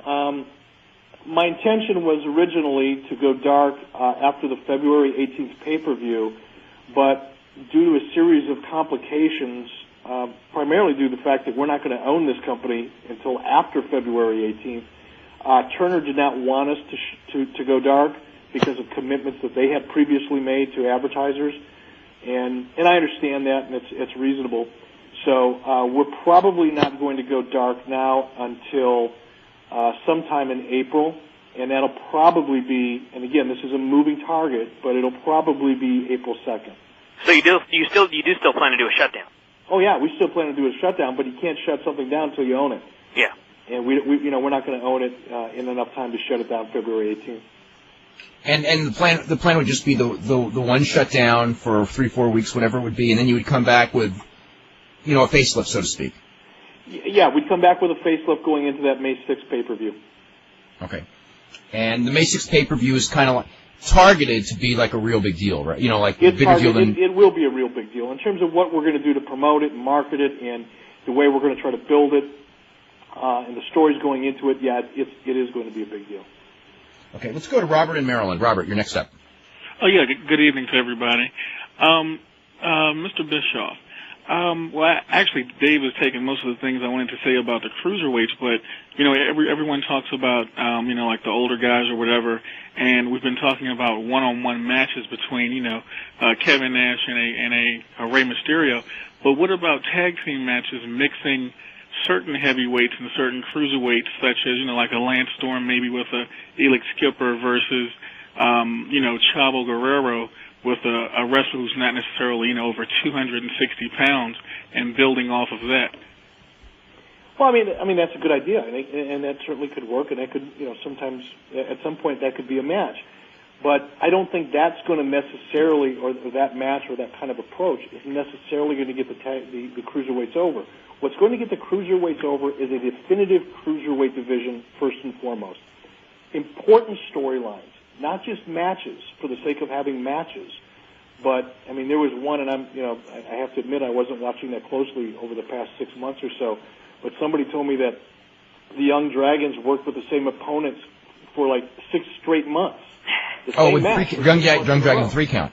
Yeah, that's just the sake of having matches for the sake of having matches. For the cruiserweight division, there's a lot of things that need to happen and will happen, but it has to be a very well-defined division with talent that has the kind of marketing and promotion and effort put behind it in the ring and outside of the ring as well. The belt itself has to be made important. I think the idea of having cruiserweight tag team belts is probably a great idea because it lends itself to the style and the energy that the cruiserweight division brings to it. Those are all things, and there's more of them, but those are the types of things that will make the cruiserweight division important. I think bringing wrestlers in from Mexico, in Japan, on a semi-regular basis is another thing that will make it an important deal. I think, showing footage from New Japan, for example, in their junior heavyweight tournament, I think is something that will help broaden the awareness of the cruiserweight division and make it different and unique in the sense that it stands out from everything else that's going on in WCW. And by being unique, I think that will help get it over. But it's all of those things together. It's not any one thing. Right. And when you are, ultimately in charge, I mean, will there be an end to this atmosphere, or at least what we hear about, where people seem to be afraid to speak up if there's a bad idea put on the table and, go through with it, and regardless of like how the ratings are tanking, will there be an avenue for people to speak up and say, maybe this isn't a good idea, like a Johnny Ace, for example, with his experience in All Japan, will he have free reign to say what he wants to? Well, I mean, I'm already working pretty closely with Johnny Ace, and there's one of the reasons that I'm not at Nitro tonight, and I didn't go last week, although last week was a scheduling issue. This week was by choice. I simply wanted a chance to watch the show from home as opposed to watching it on a little monitor, in a small office backstage. But more than anything else, I wanted Johnny and the people that are working with Johnny to have an opportunity to start, coming up with their own ideas and solving some of their own problems. And, one of the things I learned in, my last stint as president of WCW, I tended to try to do everything myself. Mm-hmm. And that's not a great way to run a business. Right. I want to delegate. I want there to be an opportunity for people who, if they have ideas, and I said this in one of the talent meetings I had several weeks ago to all of the talent that was there. If they have ideas and they want to discuss those ideas, I certainly want them to do it, and I want them to go through the proper channels. But there's also a certain point when we make a decision, and we're the ones that have the responsibility of planning and executing, the overall plan. There comes a point where somebody has to say, okay, great, I like your idea, but, unfortunately it's not going to work. Here's what you need to do. And then it's up to the talent to do that. This isn't creative by committee necessarily, although there's 2 or 3 or 4 people right now currently involved in that process. And there's going to be more. I was in Los Angeles last week. I was interviewing writers and producers, and I'm going to be adding a lot of people and a lot of staff to the team. So, we have a lot of fresh ideas that we're looking at. But once we decide the direction that we're going to go on, we're going to go. But I've always encouraged. It's ironic. One of the criticisms of me in the past is that I let talent do whatever they wanted to do, and I listened to too many people. And now one of the complaints about WCW is, well, nobody listens to the talent. So we're going to try to find that middle ground in there somewhere. Okay, and just lastly, as far as getting the belts reestablished, what do you think about using a form? I hate to keep using Japan as the example, but what about the idea of doing having your belts defended? Not every week per se, like the world title we see it, maybe defended on Nitro almost every week. What about having it defended, like at the end of a month at a pay-per-view or something like that to add interest and build interest? Actually, I'm glad you brought that up, because if you've been watching for the last 4 weeks, you have seen the title put up once in the last 4 weeks.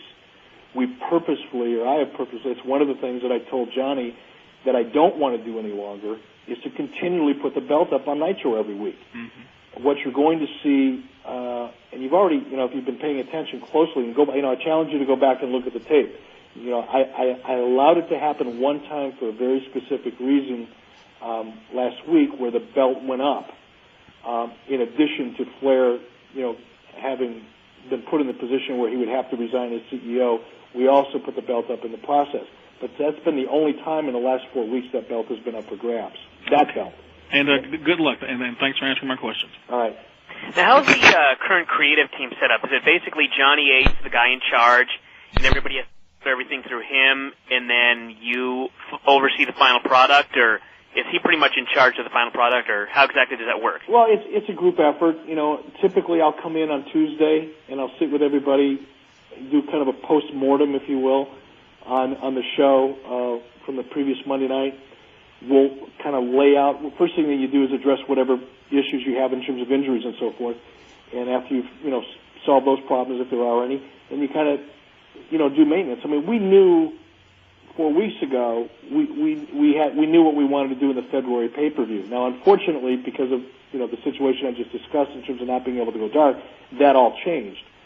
But for the most part, we knew what we wanted to do, and it's a matter of saying, okay, how do we advance the storyline this week? We listened to everybody's ideas in case anybody came up with anything over the, from the previous week or over the weekend or, coming out of the previous Nitro and Thunder. But we lay out, the direction that we want to go. We compare notes. We put our ideas down on paper. They spend 2 or 3 days kind of fine-tuning that process. They get formats to me Thursday or Friday. I usually get a chance to look at it by Friday night or Saturday. I make notes. I talk to everybody over the weekend, and then they go produce a show on Monday. That's the process right now, but it is a group effort. But out of that group, right now, Johnny's in charge. Mm-hmm. I want to ask you something real quick, and then we'll get back to the phone calls. China came out, Joni Lauer came out with a book, and it talked. There was a lot of controversy about the book. One of the things she talks about is that at one point, I guess it would be right before she went to WWF and signed, she said that she had, whether it was Kevin Nash or something, that there was interest from WCW. And was that interest ever serious, or do you remember her before she showed up in WWF, like considering her, and how did that all go down if something did happen? I remember Kevin talking about her, but there was never really any interest in us bringing her in, only because there was really no one for her to work with. There was no plan for her, and in retrospect, had I known then what I know now, sure, I would have done something with her. But we weren't the environment for her at that time. And I just want to say this because I've never had the opportunity. I really respect her. I don't know her. I've never had a conversation with her. I don't know much about her on a personal level. But when you look at what she's done in the environment she's been able to achieve it in, and I'm not talking about the WWF, but I'm talking about in general. But I'm talking about an industry that is dominated so much by men. And I've listened to her interviews, and I just really have a lot of respect for her. So do I wish we would have had a chance to work with her? Sure, I do. But, it wasn't the right time. It wasn't the right place. Have you had a chance to read her book yet? No, I haven't. Okay. Why? If I read the book, will I lose my respect for her? I was just wondering. Yeah, probably a little bit. I just kind of heard that and thought that maybe you hadn't read the book yet. Yeah, a lot of people who read the book found themselves not liking her as much as they did before reading the book. Well, that's unfortunate because I think she's, and I don't really care what she wrote because, it doesn't really change my impression of her. She still has achieved what she's achieved. And I've listened to her in interviews, and I think the real person probably comes out a lot more, on camera in an interview situation than it does when people are trying to help her write a book and you've got editors talking, telling her what she should say and how a book should be presented in order to achieve things. I feel the way I feel, and probably regardless of what she said in the book, I'll probably still feel the same way. Okay, we have to run in just a second. I want to ask you one last thing, and that is the status of Bill Goldberg and what type of ideas do you have to get him going when he comes back? Well, the idea, and I'm not going to give it away here, and it's not that it's anything other than an important piece of creative business for us, and discussing it publicly here is kind of like giving away the end of a movie before a movie comes out. But we've got a plan for Bill. It's the same plan that I was going to use in February, but unfortunately, it's going to have to wait now until April 2nd. And we've got a pretty good idea of how we want to use Bill. He's a big name. He's a young talent. He's a guy that I think can get over if he's presented properly, and we think we know how to do that. This is IATA.com. Primetime sports all the time.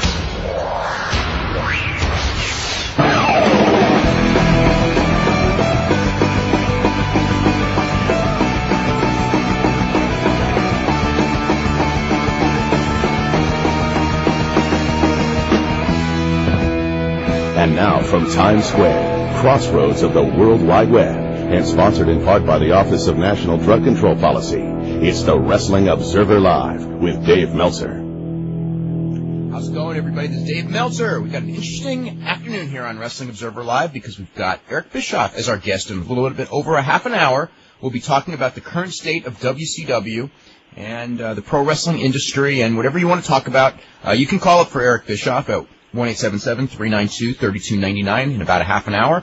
We also, of course, have Brian Alvarez here for the whole 2 hours. And for the opening segment, we've got Alex Marvez of the Fort Lauderdale Sun-Sentinel and WrestlingObserver.com, who's one of the leading football writers in the country. And we'll be talking a little bit about the XFL, which Brian doesn't want to get involved in that conversation because, Brian, do you hate football or you just don't watch it? I just don't watch it. I have nothing against football. Okay. And Alex, how are you doing today? I'm fine. I'm just doing great. Yourself? Hey, I'm doing pretty good. Better than the XFL ratings, right? Better than the XFL ratings. Okay. Well, we'll start. Better than the XFL ratings.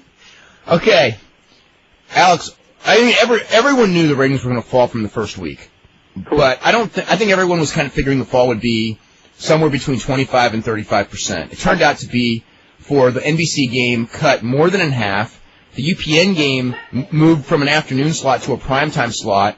Still appears to have dropped about 33%. We don't have the TNN numbers in yet. TNN promoted the hell out of that first game, so the numbers may be higher this week than in future weeks. But overall, we've gone from, in the first week, XFL looking like a temporary big success, and here we are week 2, and all of a sudden everyone's going like, what can be done to save this operation? It's an absolute disaster, Dave, and I think it really, the telecast Saturday night was so bad on so many different levels, starting with Stephanie McMahon standing in front of the helicopter, moving to the 18-minute power outage, and all the other glitches that they had. The product was subpar. The announcing was just the same lines over and over again. Jim Ross talking about Smash Mouth football. Jesse Ventura talking about the quarterbacks who don't slide until one of them slides. And one of them slid at the and he looked silly. Dave, I think he sounded bad too. I mean, he had nothing to say, and he just sounded so programmed. And I know that he's a great shill for Vince McMahon, but my God, all are. He really sounded, dumb, and he's not a dumb guy. But he had absolutely nothing to say about the game. And when they started running long with the interview, you could tell, Ross was struggling for anything to come up with. They couldn't do their stage theatrics with Ross and Ventura. That never came about. So, you're right. I don't know what they can promote at this point, other than Vince may get desperate and put some more wrestling on the show and just hope that some people tune in, because he's got to do something to save face on this rating. And Dick Ebersol, too. Oh, Dick Ebersol, my God. People told him when he came in, what are you doing? This is a guy whose network handles the Olympics. And you look at what's happened now, he's a laughingstock. For the ratings to drop this bad from week 1 to week 2, it just doesn't bode well. I don't know how they're going to increase audience. I don't know. They're going to obviously having some major meetings in the next couple of days.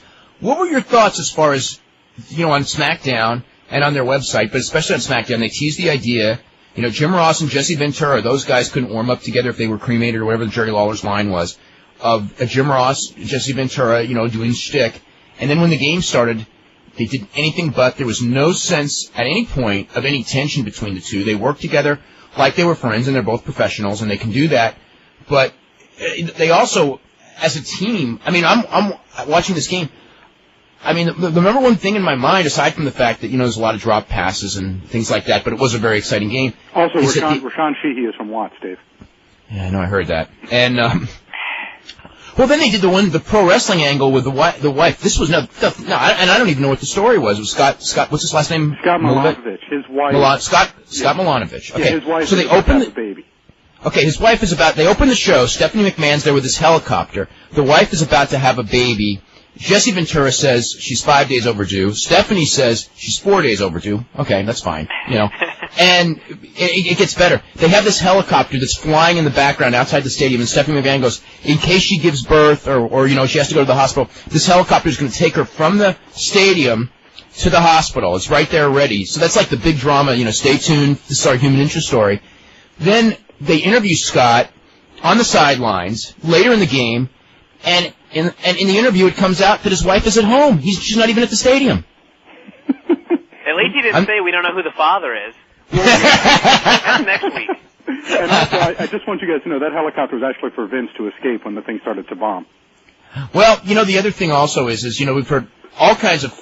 I have heard so many different stories about a lot of things that were going on behind the scenes, and there may be some scandals breaking soon in that league, in a lot of different ways. So there's just there's it's going to be a lot more embarrassing for NBC. See, either it's just going to go down because, the football isn't going to carry it, but it'll go down with, not dignity, but some, as much dignity as NBC can save out of this, or they're going to go in the other direction, and Vince will go in, what he knows best, and destroy NBC's dignity, and then now you get this real fight. How far is NBC going to let it go? How far is Vince going to want to push? I mean, it's one thing when you're both successful and you can live with each other's idiosyncrasies, but when you're in a failing operation, if this is what it turns into be next week, you're going to have some people who are going to have a very difficult time getting along, I think. And I think the blow to Vince McMahon's reputation through this whole thing is just enormous. I mean, you're talking about a guy who, before this thing started, was regaled as having this hotline to the young generation, and he was the future of entertainment and sports entertainment. He's a renaissance man for the 22nd century, whatever we're in, and 21st century. And instead now, it's obvious that he cannot connect on any sort of product outside of professional wrestling. This is what this guy does. He's great at it. He's the best there's ever been. But that being said, every other project that Vince McMahon has gotten involved in has flopped outside of wrestling, and this is another one of them. Unless it's wrestling related. Exactly. Like theme songs of wrestlers and stuff. He's been able to sell records based on that. But I mean, when it's not related to pro wrestling, Vince McMahon is just an average Joe. Yeah. I think that this is going to be I'm wondering also as far as the fan base of the WWF, because to them, Vince McMahon is kind of a god of entertainment to them. He really is. And he is never, those of us who followed Vince McMahon for 20 years, we've seen his ups and downs. He's had his good periods, his bad periods. And in wrestling, too. He's had his ups and downs in wrestling. But to people who, jumped on 1998, they have not seen any of those down periods. They never saw the World Bodybuilding Federation. They never saw him try to promote. What do you mean? He's never seen this either. I was just thinking about that. That's true. He jumped in. That's right. But I mean, it's a whole generation of wrestling fans that have never seen Vince fail, and when confronted, and it's interesting because as we've seen in the last week, when they're confronted by critics, they really get their hair up and everything like that. And I think sometimes the critics. But it couldn't have been worse for poor Jesse, No, Jesse was absolutely terrible. He's taking some heat in his home state. There was a story in one of the Minnesota papers late last week talking about his approval rating dropping since he started doing these XFL games. And you really have to wonder if it's a matter of time, until Jesse jumps ship, if these ratings continue to go in the direction they're going. But I'll be honest, everything did not work. The WWF is so smooth when it comes to running a wrestling television production. I mean, they're almost seamless every time they do it. In this case, they had situations where microphones weren't working. The halftime situation, there was a little bit of a heated confrontation between Tommy Maddox, the Los Angeles quarterback, and the head coach. And I think they were trying to play that up as tune into halftime and see what happens. Well, they never went to it. I don't know if the microphones weren't working or they were told not to go in there or what happened, but you have a 10-minute halftime segment with The Rock repeating the same catchphrases over and over again and never getting into the locker room to show anything. They had a player get injured. He broke his leg. He spent 12 minutes on the field with that. It just went on and on. And, yes, the rating did pick up a little bit at the end because the game was competitive, but I think that was just a matter of channel surfing. People came back to it, but I know a couple of people I talked to, as soon as the Los Angeles game went out and they had no power, they just clicked it off. Well, a lot of people did that because I think the rating opened at like a 5.4 and was down to a 4.7 real fast. It looks like it did a 5.1 in the overnights, which means it'll probably do about a 4.5. And WWF can justify it saying that that's what they sold the ads based on, but it's also a cut in half. The UPN game did a 2.8 in the overnights, which indicates about a 2.0 when the national number comes in tomorrow, which is a full point below what they had promised advertisers in that formula, which was actually a 4.5 to a 5.5 on NBC, a 3.0 on UPN, and a 2.5 on TNN. And I'm doubting they may get the 2.5 for the first week on TNN just because it was promoted so heavily. But if they're getting a 2.0 in prime time on UPN, the odds are they're not getting close to that on TNN for an afternoon game on a Sunday. Oh, you're absolutely right. I mean, that was the whole thing. If they could start strong and just keep some of the momentum going, then maybe they'd be able to hit those target numbers. But I don't think anyone expected the bottom to drop out the way it has. And I think you saw a little bit of that desperation come out last night at halftime of the UPN game, the Memphis game. Jerry Lawler was there. Out comes the Cat, who takes off her trench coat, and boom, she's in a pretty revealing bathing suit. I mean, for them to start doing things like that already, and I'm pretty sure they're going to plug that tonight on Raw. Really shows to me that they're just so desperate at this point, they don't know what buttons to press.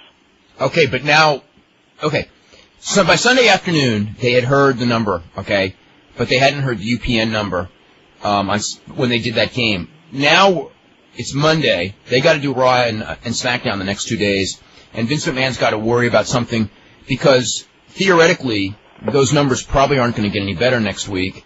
And basically, I have heard very few times in television, I'm sure it's happened, where a show goes from, especially with a 6-network race or a 5-network race, depending on the night, where a show goes from being the #1 rated show 1 week to the last place show on 2 straight nights the next week. Well, it was a gimmick that didn't deliver. I mean, it was obvious people bought the gimmick. They bought all the advertising, all the media blitz, drew that huge number, and people tuned in. It's like looking behind the curtain in The Wizard of Oz and finding nothing there. And that's really what the XFL turned out to be. It didn't revolutionize football. And that, I think, was the whole basis of Vince McMahon's promotional campaign. It didn't do it, and now what does he do? Because he's left with some terrible football. I mean, they can't build around the game. They've got to build around gimmicks, and the question is, what type of gimmicks can you go to now that's still going to keep your audience of football fans who are going to watch whatever type of football's on there, and maybe draw in some WWF fans? They're in a really tough spot right now. Well, I mean, the problem half of the show tonight is going to be XFL promotion. They can keep doing it, but I just don't, you know what I mean? I don't know what good it's going to get them. I don't know what, and I asked Dave last night, we were talking on the phone, and I said, well, at what point do they put a match on? You know? Yeah, but, you put a match on. From my standpoint, I don't watch football, and I never have, and nothing that they've done on Raw has made me want to watch the game. So, I mean, is it really necessary to promote it on that show? Are they really going to get some wrestling fans out of it? It's their only vehicle. Without that, they're extinct. Yeah. Without promoting it to wrestling fans, they're extinct. I mean, because they didn't get over to football fans to any degree. Obviously, they did get over to wrestling fans who watched it once that Saturday and then never watched it again. I mean, the key was, they hooked them and then they didn't deliver enough wrestling. Yeah, they didn't deliver enough wrestling personalities or whatever. And then when they had the other thing, like last Saturday night, they had The Rock out there, and The Rock is doing a promo, and then he just pauses and goes, they're chanting The Rock's name, and then you kind of hear this murmur, but you do not hear a chant. And then they focus on the stands, and everybody's laughing. And all of a sudden it was like, not only have they, it's the first time that The Rock looked like a fool ever on television. In his entire life. That guy has the crowd in the palm of his hand, and the world in the palm of his hand, quite frankly, and all of a sudden, he was taken out of his element.